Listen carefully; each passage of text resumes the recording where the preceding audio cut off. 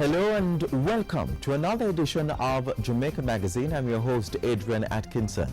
With the island currently experiencing a period of drought, it is up to us to decide how we will get through what is expected to be a difficult time, with possible water shortages and lock-offs or even fires. Play your part. Conserve on water and ensure that you reduce the risk of fires. For more information, visit odpem.org.jm or call 1-888-991-4262. From fire prevention to a look back at 2013 in the Ministry of Justice, we have a lot lined up for you, so please stay with us.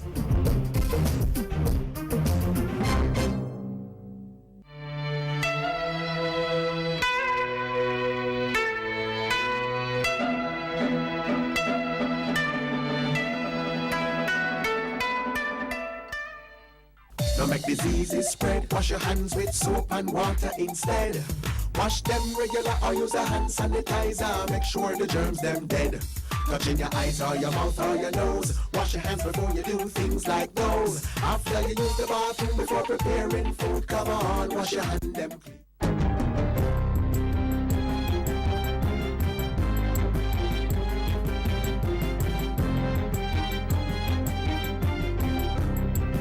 Good day, I'm Carrie Ann Smith and this is your JIS News for Monday, January 27. Prime Minister Portia Simpson Miller is now in Havana to discuss bilateral, regional and international issues with Cuban President Raul Castro. The Prime Minister is in the Spanish-speaking country for a 4-day official visit on the invitation of Mr. Castro. The leaders will also discuss the upcoming 5th CARICOM-Cuba Summit, which takes place later this year. Mrs. Simpson Miller is also scheduled to address the opening session of the 2nd Summit of the Community of Latin American and Caribbean States, CELAC, on January 28. Heads of state and foreign ministers from all 33 member nations will explore issues including intra-regional trade, sustainable development, science and technology, climate change, natural disasters, transportation and social development. In a short address to journalists shortly after her landing, Mrs. Simpson Miller said she was pleased to be in the Republic and look forward to the conference and the fruitful discussions with President Castro. Production is already increasing at the Yalas Agro Park in Western St. Thomas as farmers benefit from the installation of a $395 million irrigation system. In addition to this irrigation facility, the government, with the support of the Inter-American Development Bank, the IDB, through the Agricultural Competitiveness Program, will invest another $46 million to install farm roads and drainage and to construct a packaging house right here in Yalas. The system, which was commissioned last Thursday, is part of the broader infrastructural development of agri-parks across the island to facilitate increased production. This system will no doubt add value to and improve the lives of the beneficiaries. I am also sure that by extension, it will bring improvements to the communities in and around Yalas. The project is a component of the National Irrigation Development Program, which is funded and supported by the Inter-American Development Bank. Government has received $4.8 billion in grant funding to further expand training and renewable energy projects at Wigton Wind Farm in Manchester. The grant, which was provided by the United Kingdom, will be used to purchase a wind turbine and install over 40 solar panels on the roof of the training lab at the facility. At the signing ceremony last Thursday, Energy Minister Philip Paulwell said the project would boost Jamaica's renewable energy program. As we establish these facilities, as we focus on renewables, that we have the appropriate facilities that can train our people to enable us to better utilize the high technology that we are being exposed to and that we have to operate. He said in March of this year, Wigton would begin construction on the plant to provide another 24 megawatts of wind capacity. $5 million will be immediately provided by the Ministry of Local Government and Community Development to help fund relief efforts in the rain-affected areas of St. Mary. The Office of Disaster Preparedness and Emergency Management will be in charge of managing the funds. Following a tour of the affected areas last Thursday, Portfolio Minister Noel R. Scott said the immediate concern was providing relief to residents. He, however, said long-term issues such as ensuring proper building practices also had to be addressed. I want your team to prioritize and to see what small, but it can begin, and certainly is a start. And we can discuss further how we can deal with those problems. Industry, Investment and Commerce Minister Anthony Hilton is hailing the recently held two-day Logistics Hub Symposium as a success. Minister Hilton says stakeholders, some of whom were skeptics, were able to constructively discuss how best to develop the transformative project. I'm very pleased. It was worth the effort. We had unanimous decision and feeling and view that this can happen, it should happen, and we can make it happen. More than 800 persons from the private and public sector attended the Jamaica Chamber of Commerce Logistics Hub Symposium. And finally, Jamaicans at home and abroad are being called on to support the 18th staging of the annual Jamaica Jazz and Blues Festival. Director of Tourism John Lynch says the Jamaica Tourist Board sponsored festival has become a staple on the island's entertainment calendar. Jamaica is the entertainment mecca of the Caribbean, with the most active events calendar in the region. Multiple Grammy Award winner Tony Braxton will headline this year's festival, scheduled for January 30 to February 1 at the Trelawney Multipurpose Stadium. And that's it for JIS News Today. I'm Carrie-Ann Smith. Thanks for watching.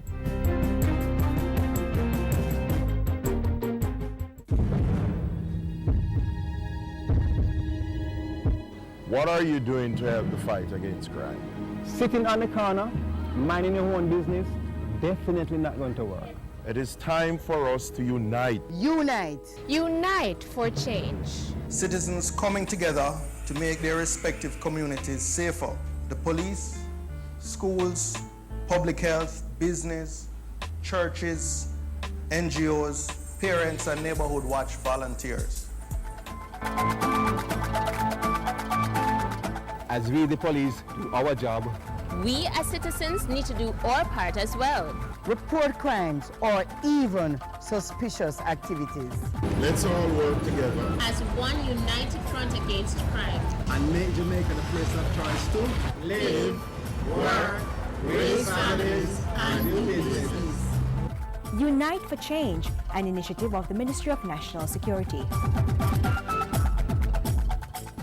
Prime Minister Portia Simpson Miller and her team of ministers were engaged in several assignments last week to get the country on a path of sustainable growth and development.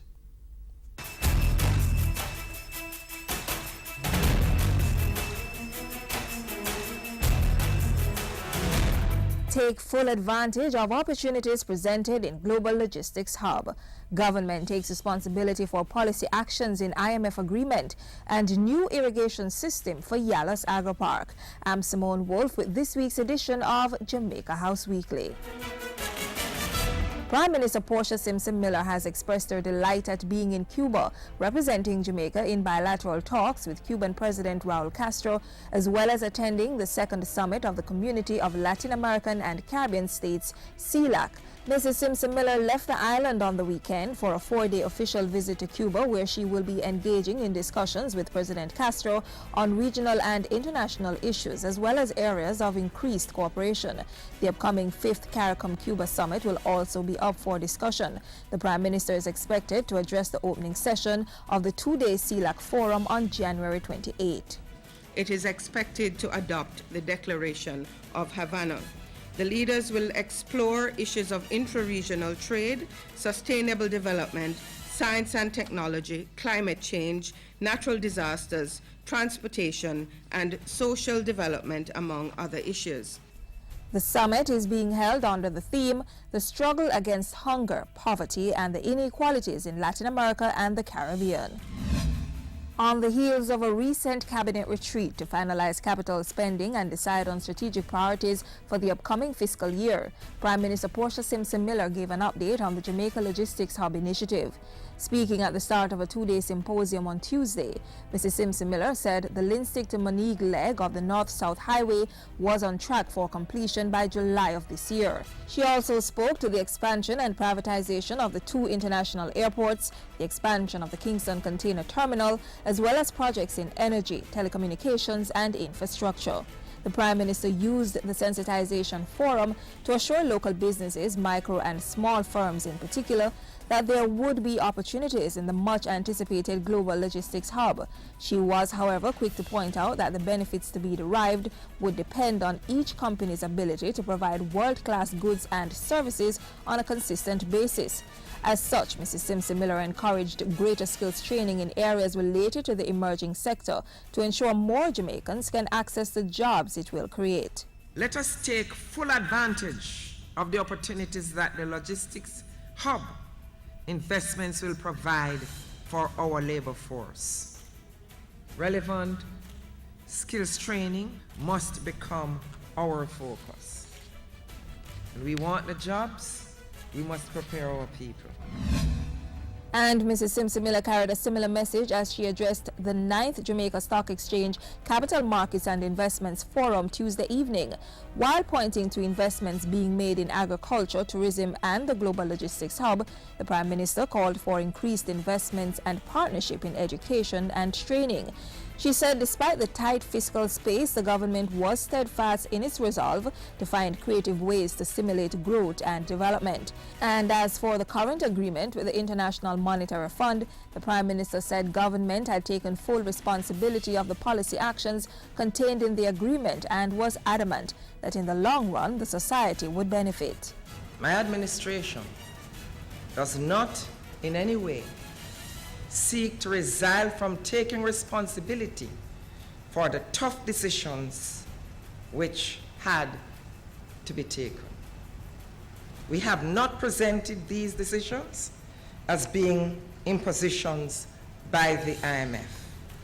That would be a cop-out. Whilst we may disagree with the funding terms of the pace of some of the adjustments, we accept that the adjustments are necessary. And in keeping with the administration's thrust to increase productivity, the Prime Minister officially launched the Yalas Agro Park and commissioned into service a new irrigation system at the site. The $395 million irrigation system will serve farmers east of the Yalas River, and the agro park is already producing several acres of onions. The commissioning of this project today is meant to restore the Yalas Valley to its former productive state and to serve as a major boost to rural development.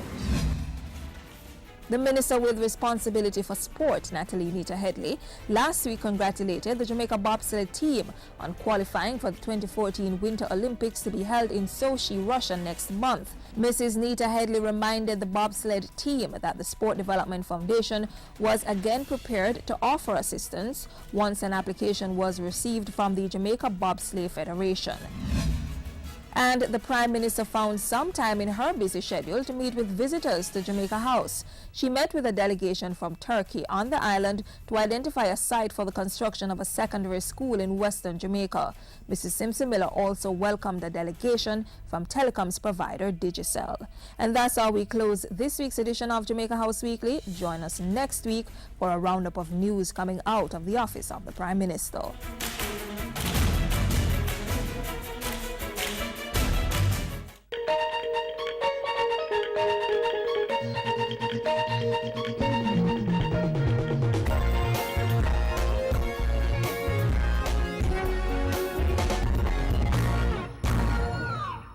Welcome to the FSC Minute. I am Nadine Newsom. Today we explore issues related to investments, and joining me is Sonia Nicholson, Senior Director of Securities with the FSC. Welcome to the FSC Minute, Sonia. Thank you, Nadine. Sonia, what is a client statement? Nadine, a client statement is essentially a report from an entity detailing the client's investment with that entity. It can be regarded as a statement of account.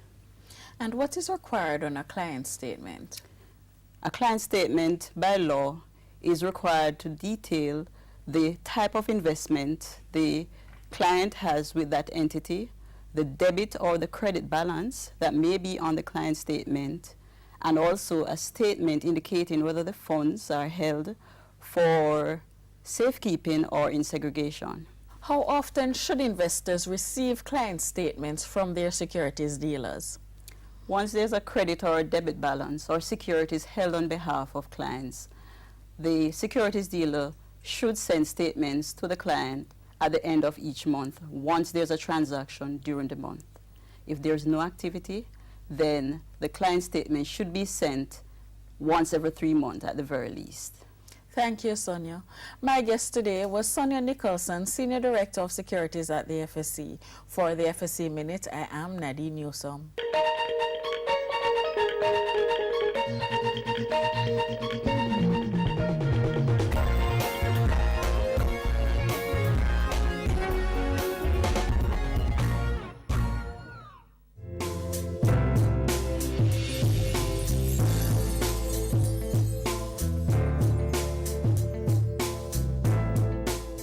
The Ministry of Justice was a flurry of activity in calendar year 2013, from 9 critical pieces of legislation being passed to restorative justice centers increasing to 10 across the island, and continued work on Justice Square. Details next.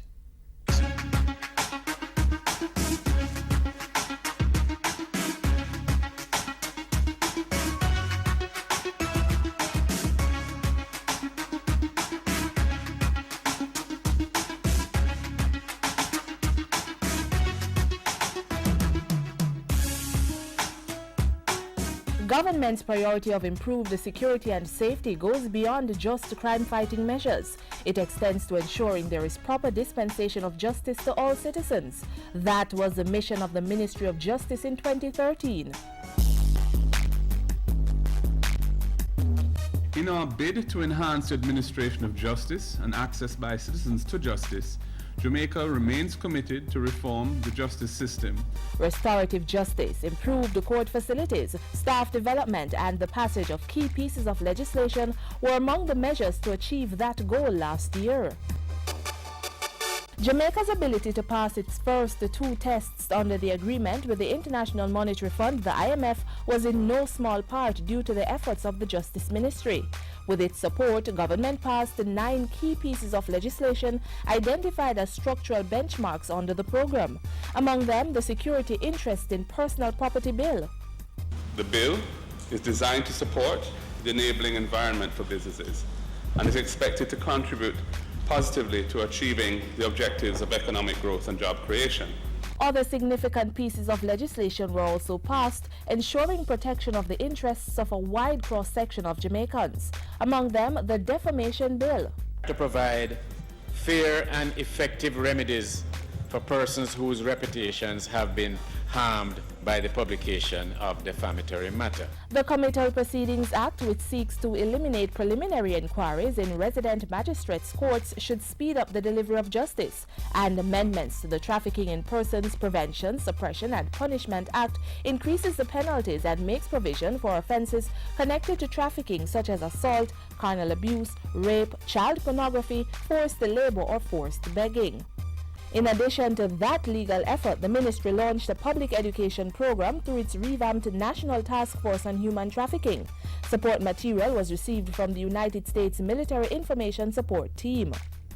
The research has shown that public education is the single most important strategy for managing, mitigating, minimizing, and hopefully eliminating this crime from our shores. As part of work to improve the delivery of justice in cases where children come in conflict with the law, the Child Care and Protection Act was amended in August. The amendment allows the ministry to secure legal aid for children brought before the courts for displaying uncontrollable behavior. Children who are in conflict with the law, rather than having to face the criminal justice system for minor offences, get diverted to our diversion committee, which, if followed through, would keep the child out of the criminal justice system and they wouldn't face a trial. By the end of that month, the ministry facilitated island-wide consultations on the draft National Child Diversion Policy and partnered with the Office of the Children's Advocate to launch a handbook entitled Child Justice Guidelines. It sensitizes persons on how to treat children in courts. And against the background of the landmark ruling of the Caribbean Court of Justice, which had its first sitting in Jamaica in March, debate on the CCJ bill began in Parliament in December. 3 key pieces of legislation have to be passed before Jamaica can adopt the CCJ as its final appellate court, and there needs to be 2/3 majority in the Houses of Parliament. In support of justice reform, human resource capability in the justice system was also enhanced last year. In December, 40 persons graduated from the Justice Training Institute, the training arm of the ministry. Efforts to reduce case backlog in the court system as part of the justice reform process were supported by the advancement of the Restorative Justice Program. During 2013, 3 more restorative justice centers were opened, bringing the number to 10 island-wide. Hopefully, the impact of the program will be that the number of cases that come into the formal system for small, relatively small matters that can be appropriately sorted out through another justice mechanism will indeed no longer burden our justice system. That goal was supported by continued renovation works to Justice Square. A $245.2 million contract was signed to advance Phase 2, including a refurbished Supreme Court. The ministry also opened a new court facility in Morant Bay, a building for a legal aid clinic in Montego Bay, and a new Western Civil Registry for the Supreme Court. Various pieces of court reporting equipment were acquired to improve efficiency across the court system. And history was created when the Court of Appeal held its first ever sitting outside Kingston in the Lucy Court late in the year. The ministry undertook other initiatives in 2013 to ensure justice for all. Special focus was given to developing Jamaica's human rights protocol through an EU-funded $52 million project. That money is to be spread across 3 projects aimed at inmate rehabilitation, among other measures. And to make the delivery of justice more transparent, the Office of the Director of Public Prosecutions, DPP, launched its disclosure protocol in October. Disclosure is essential to achieving a fair adjudication process as it promotes fairness and impartiality. This publication will add value to the criminal justice system by codifying in a single public document the principles which have emerged over years of common law jurisprudence. The protocol was developed through the Justice Undertakings for Social Transformation JUST program, a joint project of the governments of Jamaica and Canada.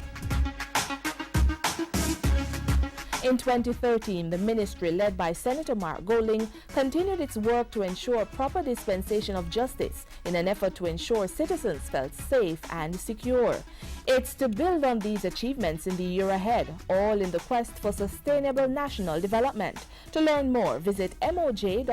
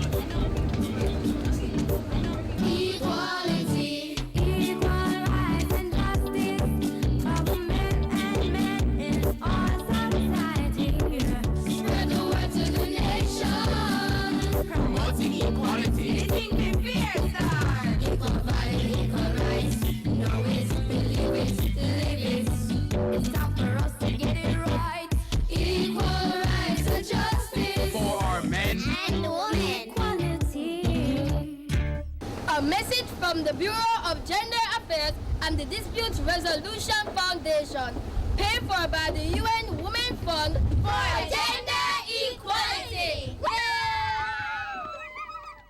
It only takes a spark to get a fire going, and that saying is even more valid during the dry season.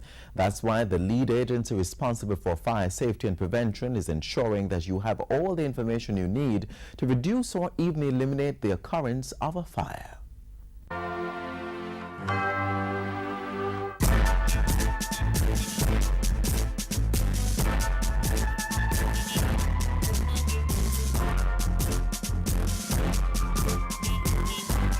When your clothes is on fire, you do not run. So you stop where you are, you fall to the ground, and you roll. Public education is a key component in fire prevention. It is a proactive method of reducing emergencies and the damage caused by them by ensuring that the public is fully aware of what to do in case of an emergency.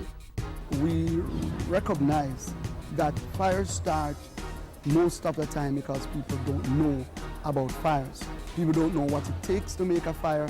People don't know what it takes to get rid of a fire. Without educating a person about the dangers of fire, then they would be totally lost, and we will continue to have devastating fires destroying life and property.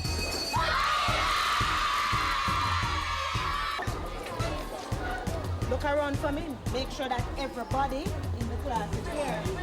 I think you should give yourselves a clap. That's how we want you to operate when there is a fire, all right? Fire prevention officers go into communities, businesses, schools, churches, wherever they are granted access, and educate the public on fire safety practices. And through programs like Safety Monitor and Training, persons are taught to educate others about appropriate fire safety behavior. We go into communities, we train what we call community safety wardens or fire wardens, so they would now look at the mispractices. We go into businesses, organize the staff, and we train persons to train the people in the workplace. They are also trained to a point where they can check for hazards, to ensure that all the fire hazards that are visible can be reduced. If it is that you require of us or you ask of us to come into your home and show you what inside there can actually start a fire and how you can prevent that fire, we actually do that. And we promote as well what we call the good neighbor policy. So you ensure that your neighbor is not doing anything that will put your life in jeopardy from a fire, and you do the same as well for your neighbors. What happens? Fire prevention does not stop at public education.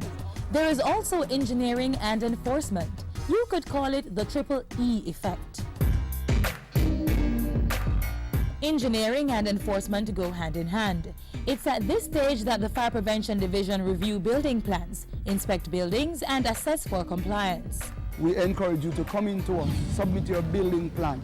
We are able to look at it to see how you're going to occupy the building, and then we will be able to recommend the type of devices that you would use to better protect your property and the lives that will occupy that building.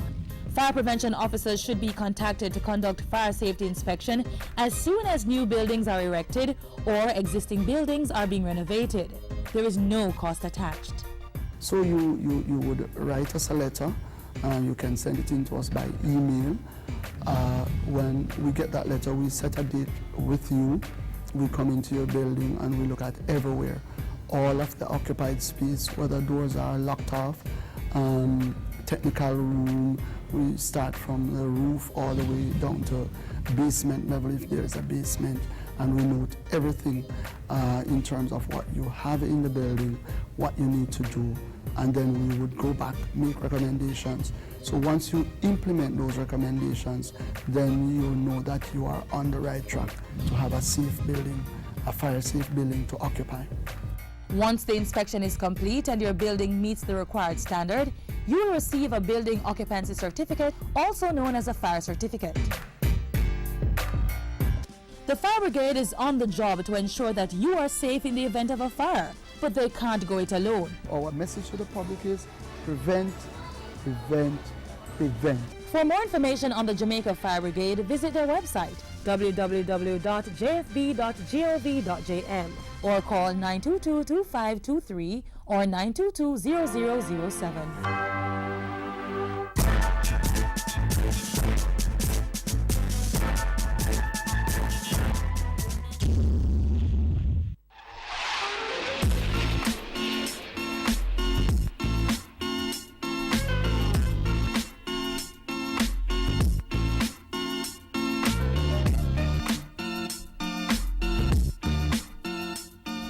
And that's how we leave you on today's edition of Jamaica Magazine. Your feedback is important to us, so please continue to send your questions or comments to jamaicamagazine@jis.gov.jm or send us a direct message on Twitter @JISNews.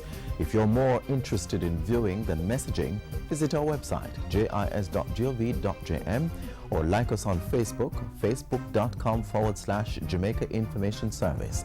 On behalf of the hardworking team here at the JIS, I'm Adrian Atkinson, reminding you that water is life, so start conserving today. This has been a production of the Jamaica Information Service, the voice of Jamaica.